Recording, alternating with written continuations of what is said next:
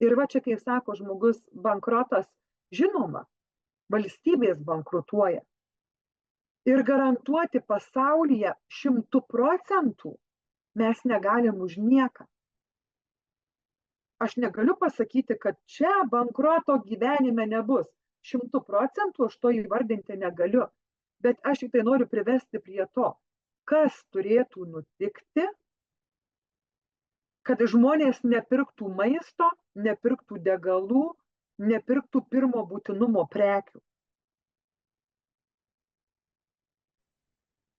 Jo, čia žinai dar kas yra.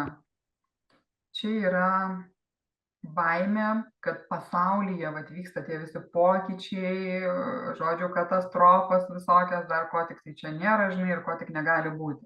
Tai ir čia tas siejasi su tuo, kad ir jeigu MyVoldė bus, tai tas. Bet labai įdomu, kodėl žmonės negalvoja apie visus kitus, ar ne, sakykime, kažkokius tai ar korporacijas, ar įmonės, ar kitus objektus. Bet MyVoldė tai tikrai tas bus. Arba kaip galimybė gali būti, žinai. O visur kitur tai ne. Aš dabar, žinai, dar taip, nežinau, ar čia kiekvienam patiks ta žinutė ar ne, bet aš noriu pakalbėti ir trumpai apie pačius bankus.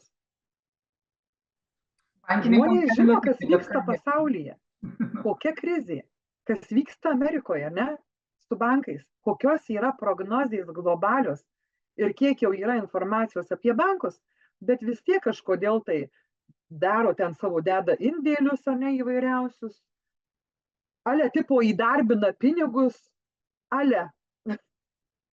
Ir nebijo to, kad vieną gražią dieną atsibudus ryte gali išgirsti žinią. Nes mes žinom, kiek yra atvejų jau buvusių, ne?